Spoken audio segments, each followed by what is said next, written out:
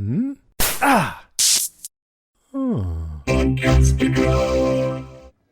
A few moments ago, I had no candidates.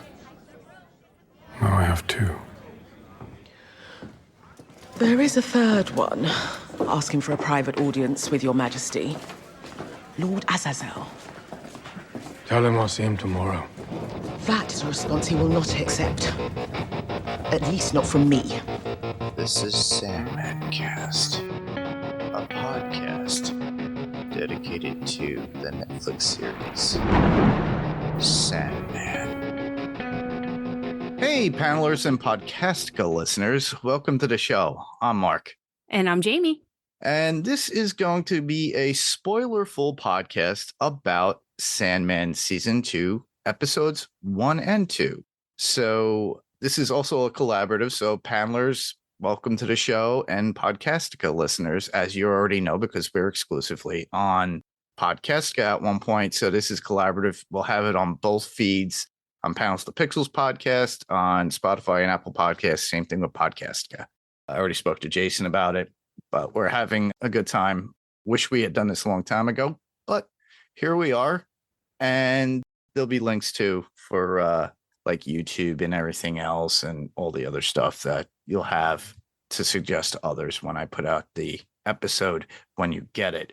Now, mind you, we are a little late to the game because Sandman Season 2 literally came out, July 3rd? July 3rd, yeah. And they dropped all 6 episodes. They dropped the first 6. I believe there's another drop of 6. There's another drop of 6 because they're doing it in sections. This is the first part of Season 2. They called it Chapter 2 in the first episode. So with that, we're going to go right into and doing these episode by episode. So we're only doing 2 tonight. So episode 1, Jayme, give us the title and the synopsis. Episode 1, Season of Mists. Synopsis is, when a gathering of Endless exposes a deep-seated grievances, Morpheus embarks on a mission to hell to free the soul of a condemned mortal. And then episode 2, Ruler of Hell. Bequeathed the key to hell, Morpheus throws a lavish banquet to determine which god, demon, or fairy can be entrusted with its dark power. Which we'll get into deeply when it comes to that. Episode 2 caught me, and it made me do a lot of thinking. But right now we're going to concentrate on the first episode, which is Season of Mists. And Jayme, what were your thoughts? And possibly, because you're the Sandman comic guru, had you seen this coming from the comics or? Yes, this is one of my favorite storylines of the comic. So I knew exactly what was coming. I knew exactly what was happening, and I was so excited to watch it unfold. Okay, cool. Obviously, in this, we do get the siblings come back, except one, gathered together by destiny. And I know the one that's missing. I know the one that's missing. The painting was covered, if you look at it, everybody. But they had some great effects in introducing everybody. And Tom Sturridge coming out with the long goth hair at that point, too, because this is a different time from where we left them off in Season 1. And I thought it was great for introduction of every sibling that we got. And I really did like it. I especially like that then Desire coming out. And of course, they give us that lovely art exhibit that they're at that point. And you could see that's what they were doing there. They were showing off some of their artwork, I guess, as a mortal or something in that location. I don't know if it was like that in the comic, but I thought that was an interesting take on it. Yeah, that was a really cool visual. And then the song by Hozier. Yeah, the song was perfect. Yeah. The song was actually perfect. And that song is called Eat Your Young by Hozier, if you guys don't know. But yeah, I love the introduction. Of course, they come in, and I love how they talk about dress code. and obviously, Desire's like, nah. Just come in as who I am. Yeah, it's fun in the comic because you see them all in their garb. Original garb, I guess we'll go with. Yeah. But Desire tells them why they're there. And he says he was brought to like a meeting with the 3 witches. And they are telling him a king will forsake his kingdom. Life and death will clash and fray. the oldest battle will begin once more. So that's an exact quote from that scene. And they say there's a change of events and upheaval. I thought this was very cryptic. And oddly enough, with the siblings there and gathered around, sitting around a table with Destiny there, giving that information. Of course, we got Dream Morpheus himself, like being like guarded from everything and not wanting to be there, like most of them, but he more than anybody. It felt like a game of Clue with me, with the siblings sitting around the table trying to figure out who it is that's going to fall for this and whose kingdom's going to fail. My first thought was Dream, but as you said before, we are missing that one person in the group of siblings. And at this point in the comic, we don't know who it is either. I just finished the comic, so I know who it is. You read it again. Yeah. Did you have anything that you liked within it? I liked the whole beginning, the intro, but what I did like was the talk with Death about Nada, and we get the flashback of Nada. Now, this is more of a history of her and Dream and their relationship, so I found it very intriguing. Was that in the comic, and what were your thoughts on that? Yes, it was in the comic. They tweaked a few things, but nothing outrageous. I think it worked really well the way they did it. I'm not mad about any of it. I thought it was stunning. I thought it was gorgeous. It was well told, and it makes you think about things because, everyone's like, well, you banished her. And he's like, well, I didn't banish her. I gave her a choice. And it's like I love stuff, and we talk about this in our other podcast, like the gray area. Like the real interesting stories lie in the gray area. Black and white is only interesting for so long. The real interesting stuff happens in the gray area where you can see a story one way or the other. Mm-hmm. And sometimes, as you grow and change as a person, when you go back and revisit the story, your opinions change because it is that gray, not necessarily right or wrong. Yeah. I always say there's three sides to a story.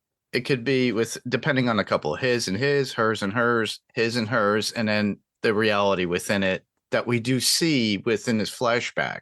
And you could see it was done for love, and they did love each other, but he gave her that option, as you could see. And you can see the turmoil in him. And that's what I really liked, for the fact that you could tell that he truly loved her. And then she realizing that she can't love or be with an eternal because it'll cause suffering in the human world, which it did, because what would you call it? A meteor that just dropped onto her kingdom and everything? Yeah, well, it seemed to be because of their coming together. It created, it was a meteor.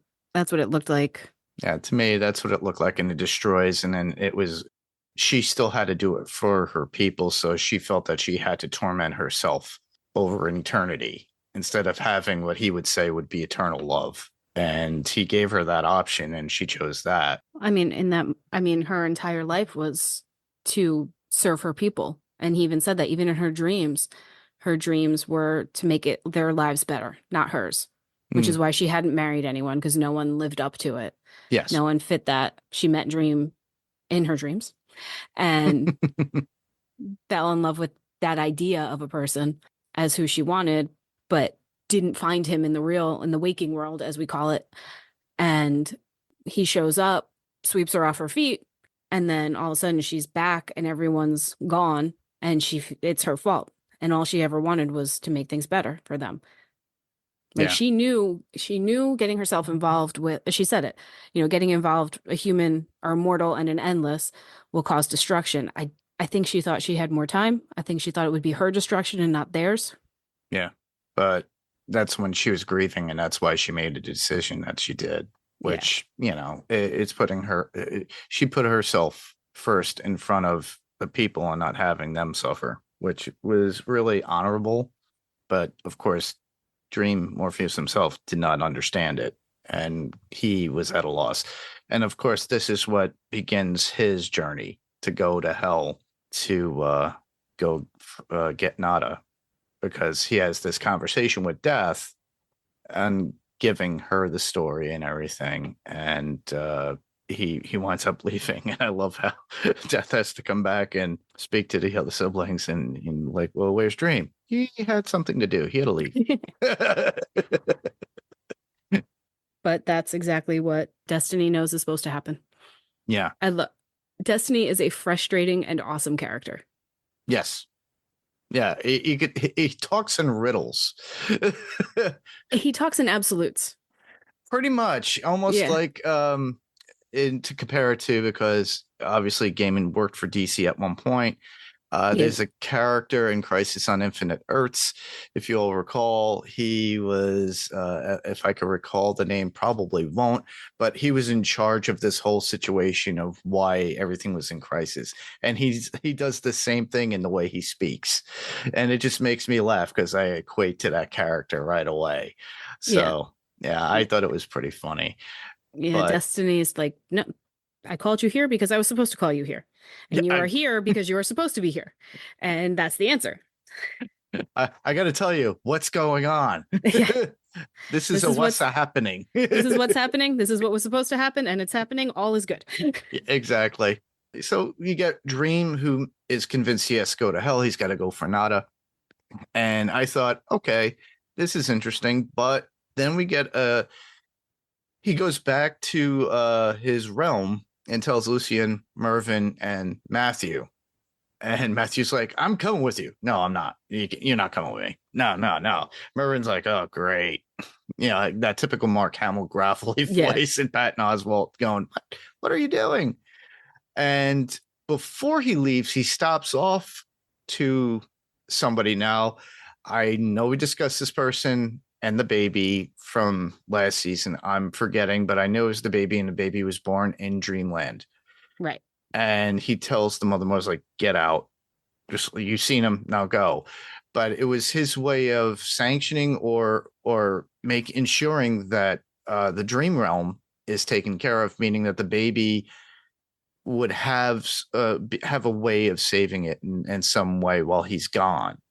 And the same thing with Hob, who he has meetings with every once in a while. And I remember that episode from last season where it was over countless, over a century or something like that. Yeah, do they meet every 100 years or every 50 years? I forgot which it was. I forgot what it was, because it was over several times, because we've seen them in almost like a Renaissance time, or before that, even a medieval time, and then in present time where it's like the pub has changed. But he has not, and they have the same bottle of wine, and then he hands them the same bottle of wine, but they're in a dream at that point. Yep. So Dream is going to these people in their dreams. Basically, it was his way of ensuring that he had somebody to take care of the dream realm, who he entrusted to, whether it be the baby. I don't think the baby's mom, or Hob. I don't know that he was entrusting Hob per se. I think he was just going to say, if this is goodbye, goodbye. Well, I won't be there for the next meeting, he said. Possibly. Possibly. Yeah. I think the Hob thing was just a goodbye. Yep.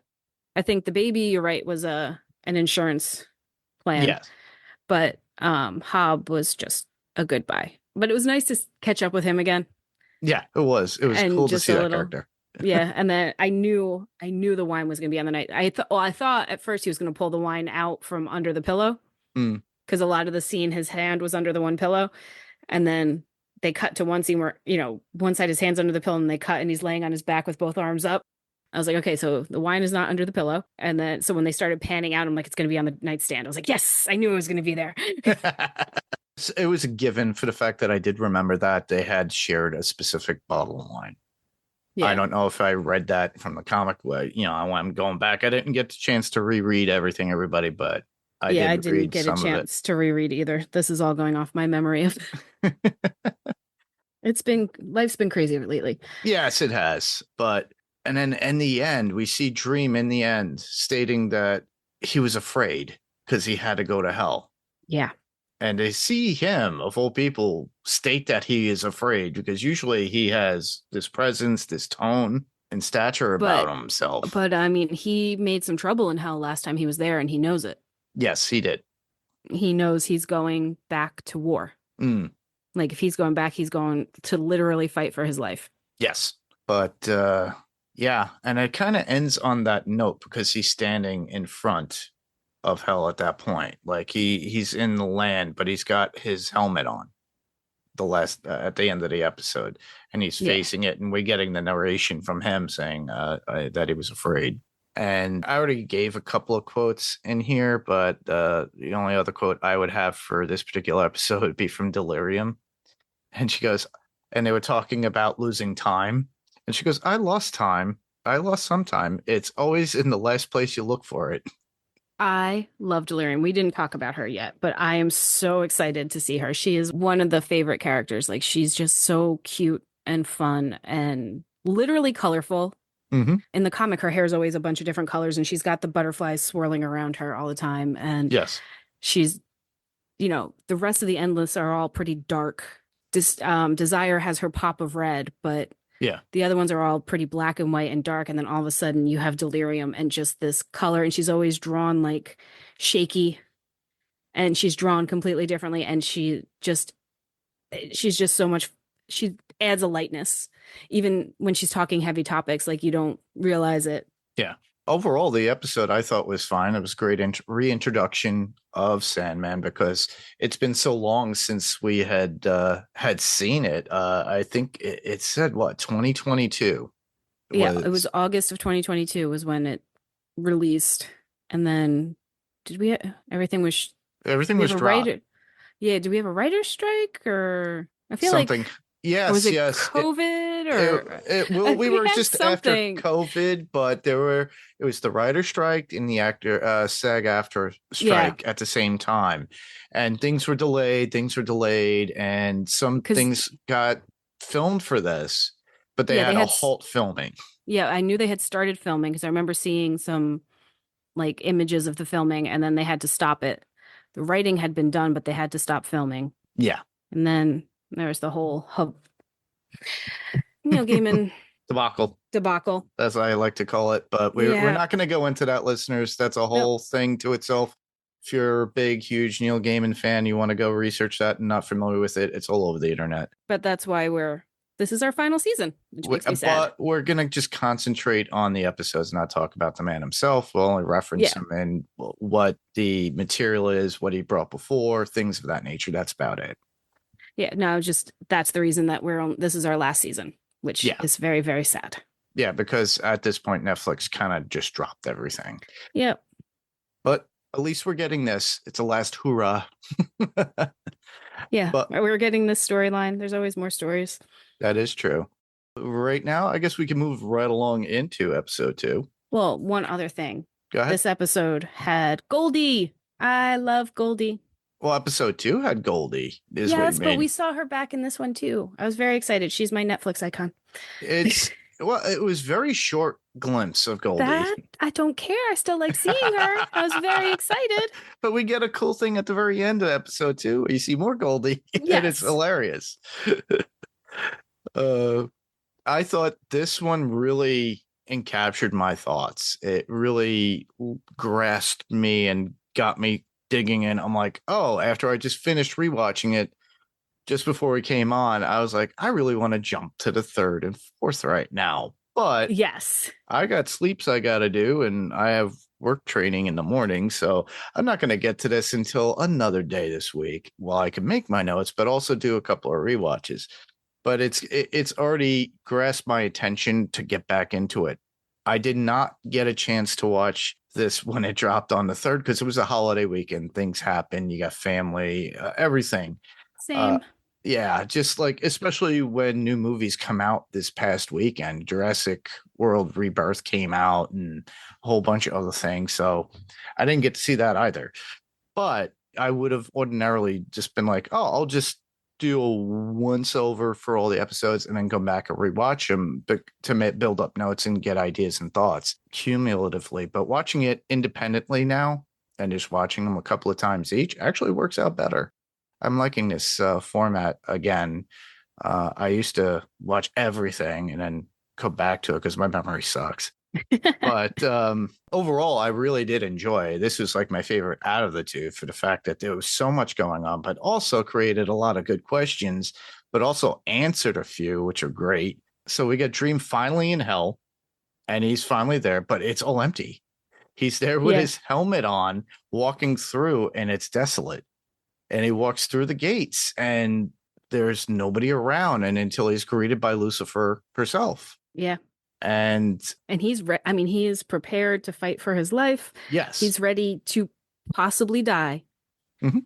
And that's not what happens. Nope. So apparently Lucifer has given up in some way, saying they sent all the demons and the damned and the unborn away, and saying, I quit. Yeah, I've been doing this for 10 billion years and Yeah. I'm over. And the one thing that always stuck with me from this story was when Lucifer says, I never did anything to them. I never made them do anything. Yes, I have a cool quote about that. It just blows my mind. It's basically calling the people that come to hell, they're the ones that are asking it for the torture and everything. They're masochists. Or they feel that they did wrong and they deserve this. Correct. Whether it's true or not, like nada. Yeah. Well, here, Lucifer's quote on that is, they chose hell. That is what hell is, a place for dead mortals to torture themselves. And like all masochists, they give the orders. Burn me, eat me, freeze me. And what do I get out of it? Nothing for her, literally. Yeah. So it's like she's being denied any pleasure out of it. It's them. It makes you think it's the opposite of Hellraiser, everybody, if you ever watched that series. And she doesn't want the souls. Like everybody's like, oh, you sell your soul to the devil for fame, or, in our waking world, the devil made me do it, or I sold my soul for fame or whatever. And the devil's like, no, all of this is because of the creator and because humans are doing it to themselves. Yeah. She's just the one running the show. She's just playing host. Yeah. If you think it's like, okay, you came here, I'm just a host. What do you want? What is your pleasure, sir? Not to coin a phrase from Hellraiser. Anyhow, and then the interesting take was Mazikeen showing up to Lucifer, all emaciated as they look, and the makeup was done great. If it was a mix of makeup and CG, it looked really good. Stating that she is her sovereign, and she's like, I am not your sovereign any longer. I really thought that she was gonna, for a second there, I thought she was gonna like kill herself or you thought that Mazikeen was going to do something to themselves in response to Lucifer, and it never happened. She was just like, and then she like just basically dismisses her. Yeah. And this is when we get, I thought to myself, is this the fallen kingdom that Destiny spoke about? Right. And because you would think Lucifer, but even though they said he, it could be he or she or they or them. Let's get our pronouns right in descriptive formats. But they did not do that in the show. They could have just said, vaguely and just gave us that even more elusive way of saying it. But I was like, wow, is this it? And asking the dream to cut off her wings. That was wild. Wild and like just the cinematography and in the show, but especially this episode was incredible. And the composition for the music during these scenes was amazing. It really grasped you and got you involved with the scene because you could get the feeling of what Dream was going through and what Lucifer wanted. And you really felt for the characters. And Dream thought at this point, even at that point, still Lucifer was going to fight. But he does what she asks and he cuts her wings. And then, of all things, she gives Dreams the keys to hell. Basically cursing Dream with hell because it's one of the two biggest realms, powerful realms out there. So you got above and then this is below. They don't necessarily state heaven, but it's alluding to heaven and hell. And Lucifer kind of like does that. And you could see the look on Morpheus's face when he takes the key. He's like, oh, crap. Yeah. No, he knew what it was. Is like the second Lucifer said, I promise not to hurt you within the confines of hell. Like whenever anybody puts a caveat. Yeah, it was a caveat because they were outside the gate at this point, and then she just hands him the key at that point. Yep. And it's like it literally is hurting him in a sense for the fact she's giving him the key. It's either he could fall from grace or lead all of hell as well as Dreamland, or the Dream Realm. Can't say Dreamland. Dreaming. Dreaming. There you go. And that's why the look on his face is so like, oh no. Then he set out on his own personal mission, and he's thinking, I'm going to fail and I'm going to crumble, but I have to go back. So then he goes back, and he speaks to Lucien, he speaks to Matthew and to Mervyn, and lets them know. And Lucien's like freaking out, going, "What? You got a key to hell? What, Yeah. sir? You already have a realm. What are you gonna do?" And then he said that armies would be coming, every deity would be coming for him, and either to wage war against his realm to get the key so they could take over hell, or who knows, to plunder everything that he's got. But and then he just comes to an idea of like, well, let's invite them all in. They're already outside the gates of my realm. Let them all in. And the first person you see and hear is Thor. Well, he also goes to his sister for help. Yes, before he he does. even lets anybody in. Death. I love how and much. that's like, I already have enough. After she emptied out everybody from hell, I got to recapture all these souls. Yeah. And get them where they need to go, whether it be heaven, limbo, whatever. And she was like, nope, ain't gonna have it. Clean up your own mess. But yeah, then he sees the long line and the armies outside. Literally, it's like a whole bunch of people. But it's cool to see that visual, though, as he's standing there in front of the door, but above, and then you're looking below from the top. But you got the dragon, you got a griffin, you got a unicorn, or a Pegasus, actually. Yeah, I love the dragon. Yeah, it was. Thor's not scared of the dragon at all. I would be terrified of the dragon. Yeah, he's just cursing his brains out. Let us in. Blah, blah, blah, blah. I got my Mjolnir, and I'm gonna bang it. Let me in. But you don't realize who he's with until they get in. Right. So basically, and then Dream tells Lucien and the rest, we're gonna hold a banquet, have them all come in, and he creates a room for all of them, for all their desires, for a banquet, like food, drink, whatnot. And then slowly, as they all come in, you get to meet Odin, Loki, Thor. After that, you get to meet Azazel. We've met Azazel before, but yeah, Lord Kilderkin and the Princess of Chaos. Oh my God, I loved her. Oh my God, that was like a bunch of horror in one little girl. Yes. And then the Kilderkin was interesting. Then we get the fairies. Well, we also get don't we get the God of Sea and Storms first? Yes, we do. And then there's I forgot the Asian gentleman. I forgot. I was trying to write down names. Yeah, I was trying. I was like, I gotta go look that one up too, and I just missed that one. But I know he's the God of Sea and Storms. Okay. And like I said, the brother and sister that are fairies, Chloricon and then Nawala. Yeah. And the way she had said it is that we are akin to hell because we bring 7, what was it, souls every. They must pay a tithe to hell. Tides to hell, and it's 7 every, what was it, every year or something like that. Or was it every 7 years? 9 every 7 years? I forgot what it was. I didn't write it down exactly, but you guys could yell at us later. Yeah, but basically they're the only ones there who don't want to run hell. They want to keep it closed. Yes. And Chloricon is more there for the banquet and party. Yes. And the one thing that I got out of it, and of course I knew this was going to happen because he's holding a banquet, everybody's going to be sitting on their own, and I was like, great, they're all going to come up to him in their own way and offer something to Dream to give hell to them for their own purpose and needs.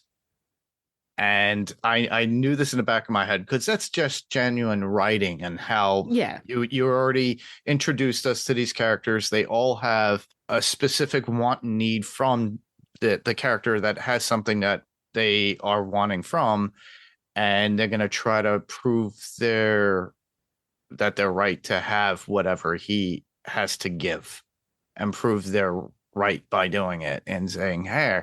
And he was approached by almost everybody. The little Princess of Chaos that was an interesting one. How she goes from little girl to a super crazy clown. Oh my God, that was awesome. And showing that she would just like, she basically said she wanted to, like, we will just take over whatever, and then hands him. And it felt like something out of the movie and original TV series, miniseries, It, with the Pennywise with a red balloon. But then we had Lord Kilderkin, who apparently is in a box with his presenter. They have notes in there and stuff for him. Kilderkin, he was offering him all the dreams of dead souls for his own needs to dream. Mm-hmm. And Dream was like, I could have had that anyway if I wanted to. You have nothing to offer me. Literally, he blatantly states it. Not like that, but in his own way, in his own verbiage. And I thought that was pretty cool. It's like, oh, yeah, you just easily dismissed him. Right. Then you got, well, we already talked about the fairies. We already talked about them. I forgot, like you said, about the sea person. What they were trying to offer. I kind of passed over it. I don't know why. And then who else is left? Oh, Odin and Thor. Odin and Azazel. And Azazel.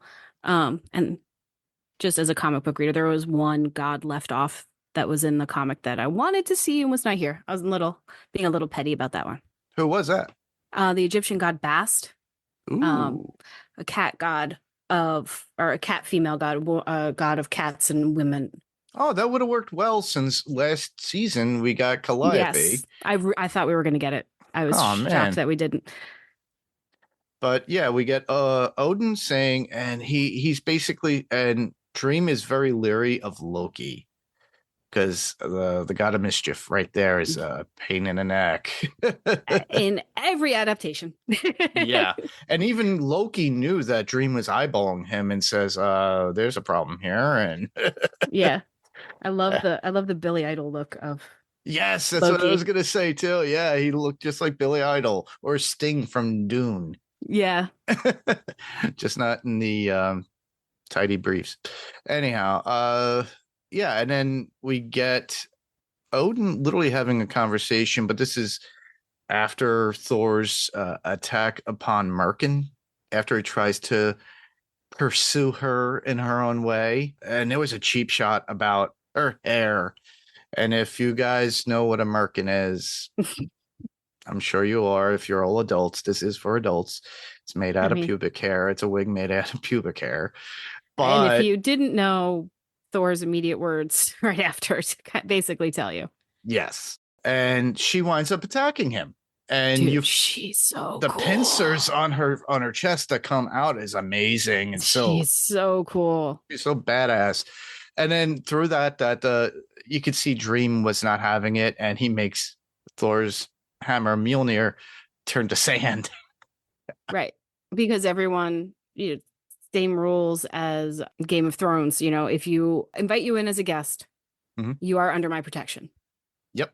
So your guests can't hurt each other either. Yeah. Yeah, they're not allowed to hurt each other. But yeah, we have that little encounter between them. And then after that, Odin actually has a conversation with Dream and saying how if he were able to take on Hell, he would be able to deal with the Frost Giants, all that stuff that's in his realm where they have several sections and they do have problems. And he basically said, I'm not going to be here forever. So meaning that he would be leaving everything to Thor and Loki at that point. Yeah. But he also has one other very important piece of information as trade. Correct. And what was that? He knows the location of the lost sibling. Yes. And that to him was an interesting, that you could see Dream's gears are grinding right there and he's interested. So I'm like, ooh, this is amazing. I like this. Yeah. Because it was the one thing that you knew that was going to happen.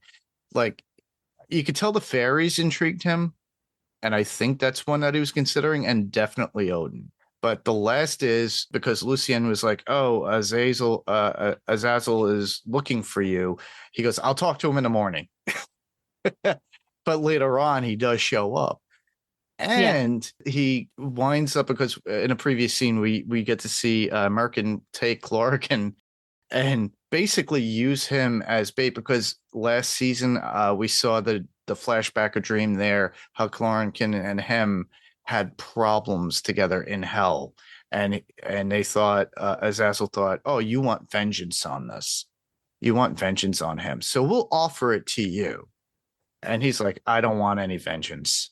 That scene with Merkin and him was really cool. Yes, yeah, because you can see the spiders coming out of the sleeve, or the spider eggs. So cool. And then just wrapping them up in webbing. Oh, so cool. But Azazel comes out as a demon, almost, in the sense of like his visage, and spits out Clorican. And he was like, well, here it is. You can take your vengeance. I don't need for vengeance. It's like, oh, okay, that's not going to tempt you. And then he starts to go into his little diatribe about Nada, saying, I have a 10,000, a human that has been sentenced to hell for 10,000 years and has already served and has been missing from hell because after hell emptied out. And then he has, through his mouth, and you could see her somewhere inside the webbing and everything, trying to break out, screaming for him. And then that's when Dream is like, no, because that's what he's been looking for. And I mean, Azazel in their true form, with the 3 heads and the mist and oh my God, was that amazing. Yeah, this is not something you could do in practical effects, obviously.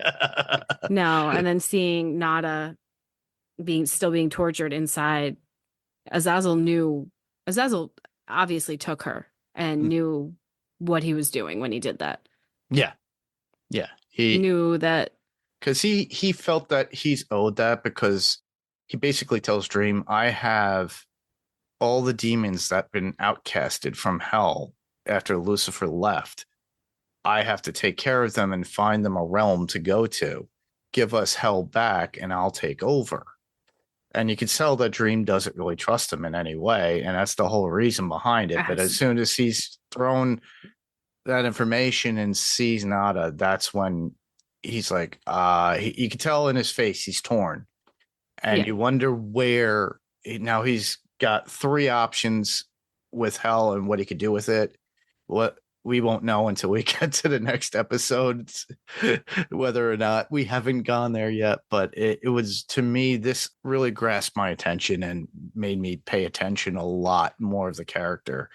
And Sturge does a great job as the character with his presentation and how he could be so stoic at certain points and then take command. As the character, it just amazes me. It's so good. It's so interesting. I can't wait to watch the next episode. The one thing I did really enjoy, and let's talk about it, Cain and Abel, the magic not magic show. The magic not magic show. Yep. The torture show. But we get the assistant Goldie hanging around. Hey, Goldie. But there's some at points there's like a grinder with intestines and flesh. Well, first he saws him in half, and like the normal magic trick. But then when you open it up, instead of it being, oh look, everything's fine, like nope, all of these intestines pop out. Oh, that was so funny. Yeah, I thought it was pretty cool. But it was nice to see that as like a little levity in the tension that was going on within the scene in between, because in between, this was in there in between the time Dream was having all these little side conversations within, I would say, his castle outside the banquet. Yeah, and it would be rude of Dream not to have to entertain his guests. Correct. And also, when he signed off, he's like, tell your friends if you like it. And if not, I hope you get throat cancer and can't say anything to anybody. Exactly. I got that. That's the quote I really liked. Yeah, for a split second, I was like, maybe we should make that our sign off. No, that's not nice. But yeah, and it kind of leaves off at that point, because the last scene literally is of Dream seeing everything with Azazel and everything else. And it just like, it's cliffhanger time. at that point, and Yeah. we won't know until you get into episode 3 or 4. I haven't even looked. I didn't even tease myself. I stopped it right there every time. Too. It was so hard. It's hard to do so, but I had to, and I knew so, because I was like, if I'm going to do that, I'm going to spoil myself, and I'll probably say something stupid about the next episode. And I'm like, you know what? Nope, not doing it. Because we like to do it. Like I said, we're going to come at you with this podcast doing 2 episodes at a time. There's 6. So we got 1 and 2, 3 and 4 will be next week. And then 5 and 6. But yeah, look forward to that. But yeah. As far as notes, I don't have any other notes. The only thing I had notes wise was the Hosier song that I will actually, since I have my notes, and I'll put that in. You could probably find that on YouTube or whatever listening. So, but well, that was our coverage, I think, for those 2 episodes. The only thing that I remembered that I wanted to bring up from the first episode that I forgot was Delirium mentioned, she's like, we haven't looked for our brother or our sibling. I forgot what they said. Yeah, they said sibling. Yeah, we haven't looked for our sibling, and said, well, they told us not to go after them. And Delirium's like, but sometimes people say that just to see if you will, to know if someone cares enough to look for you, which I thought was, because people do, humans at least do that, like say they're going to leave just to see if you get chased. Yeah, it's a human thing, but you don't see it in a deity. You never know. These deities get pretty bickery. Well, they also do fall in love with humans. Yeah. Oh, all right. As always, like we like to do podcast recommendations towards the end of the podcast. So do you have any, Jamie? Right now, I'm listening a lot to a podcast called Creepy. Oh, cool. Which is just ghost stories. And then there's another one called, what's it called? Oh, Radio Rental. It's from The Office. What's his name? Rainn Wilson from The Office. Oh. But it's real life scary stories. Ooh. Yes. And then there's, of course, our Podcastica.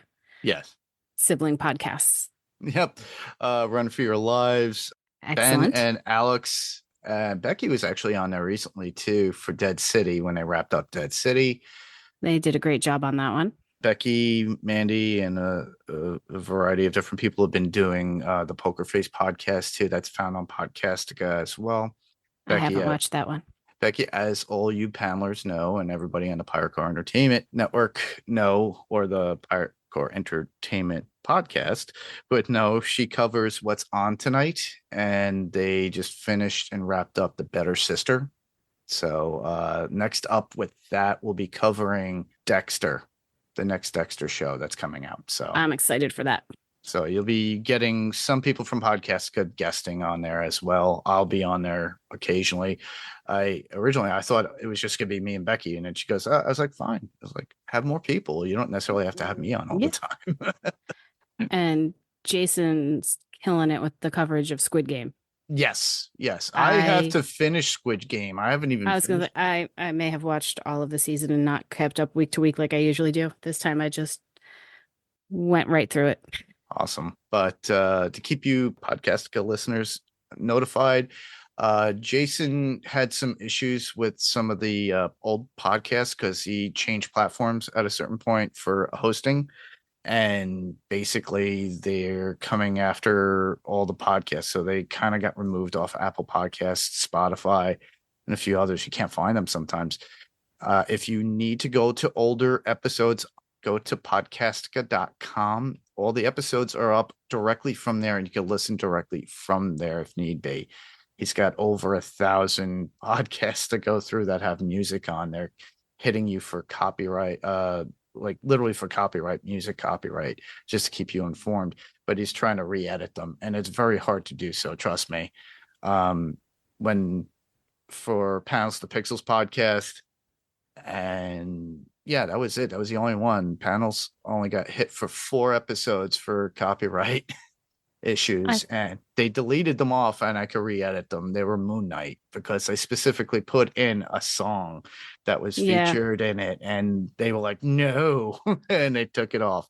So I said I didn't want to contest it. I said, and it says in there to say I could re-upload. I'll re-edit and put it up there. Everything else is still continuous and still in continuity. We are no longer part of Buzzsprout as hosting, so I'm on Spotify Creators, just to let you guys know. But we do get feedback from all that stuff. So for that, I'm going to discuss to you a little bit more about feedback. Let's go into Podcastica. So Jayme, do you want to let us know how they could send stuff to Podcastica? If you would like to leave us some feedback or just say hi, you can send us an email or voice message at talk@podcastica.com. And if you head to podcastica.com, there's a handy voice message link. And you can also check us out on social media, facebook.com/podcastica, Twitter @podcastica, and Instagram @housepodcastica. And we're not going to bother setting up our own Sandman stuff because this is the last season. Yeah. Yeah. You could easily get us directly. For you panelers or even Podcastica guys, listeners, you could literally reach us to us for when we do more content. We're putting more stuff out there. Actually, we'll be doing the new Superman movie. We'll probably do a comparison of Man of Steel, the original Superman, and the new one that just is coming out soon. So Rob, Frank, Adam, myself might actually do a whole podcast here on Pounds the Pixels podcast. Check that out. That way, if you wanted to get in touch with us, there's other stuff that's coming out that's in the mix. Gen V is coming out eventually soon. Everything keeps ramping up, and by the time I get to it, I was like, it just hits us all of a sudden. But you could get in touch with us. All you have to do is go to our Facebook group, facebook.com/panelstopixels. You could just email us directly your thoughts at panelstopixels1@gmail.com, panels2 spelled out T-O, pixels, and the number 1@gmail.com. You can write out your thoughts. We'll read them. So whatever you have thoughts here and you want to send it to me directly, you could do it there. Usually we post a picture of what we're covering, and I'll be doing this next week. So you could go to our Facebook group, and when you'll see the picture of Sandman or the episode image, and then just leave your comments below. What's on on Facebook, I was going to say Instagram, is on Instagram. So basically it's all meta. So you'll see our Facebook group and our Instagram if you follow us on Instagram, which is Pounds the Pixels Podcast on Instagram. We could be found on YouTube, and we do get comments as well. All you have to do is search for Panels the Pixels Podcast. If you get Pounds to Pixels, it's Josh, and he's out in England. He does a different version of whatever he does. But please subscribe, ring the bell, give us a thumbs up if you like what we do. So to let you guys know, I can not only be heard here, but I can be found on my other podcast, Adrenaline Cinema Podcast, or the Pirate Core Entertainment Podcast, where we host a variety. I already mentioned it. What's on tonight? Dinner with Her, and the Pirate Core Music Podcast, which we're going to get back to. My friend Jayme and I are going to do, not Jayme who's here. Different Jayme. Different Jayme.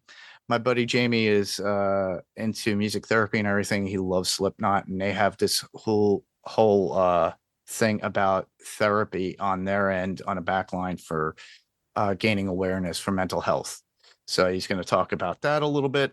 I believe, yeah, my friend Rob Murr is going to be on, and we're going to, for Adrenaline, we're going to do Rad, the movie. We're going to eventually do that. I keep talking about that for months, but we haven't gotten together yet. But we are going to do the Iron Maiden 50th anniversary, so check that out. We'll let you guys know. But that's about it from me. Jayme, you could be heard here as always. You usually show up. We're going to be doing Invincible on Pounds the Pixels. We're going to finish up season 3, and then we'll probably move on to other things too. We'll keep you guys aware of that. It's always Friday the 13th to get back to. That is true on Adrenaline Cinema. Everybody. And it looks like they might be making the show again. Yes, Linda Cardellini is set to play Mrs. Voorhees. That's from what they say, but we'll see. I want to see an official list of people. And see if Mr. Greg Nicotero takes over in effects. Would be great. Yeah, that'd be amazing. All right. So next week we're covering season 2, episodes 3 and 4. I don't have a description of the episodes or the titles, but we'll let you know when it comes out, when you see it on Facebook or on Instagram. So, Jayme? Pleasant dreams or unpleasant nightmares, everyone. Take care. And I just want to thank everyone for listening. I'm Mark. I'm Jayme. And for you panelers, same podcast, different panel, different pixel. And this was Panels to Pixels Podcast, and we'll see you on the next panel. This was Sandman Cast, and we will podcast in your dreams. Good night. Unpleasant dreams, though. Well, it's better than wishing people throat cancer. We'll leave that towards the end.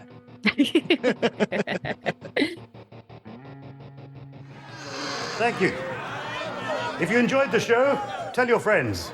If you didn't, I trust you'll get throat cancer and die without ever again uttering another word. Good night.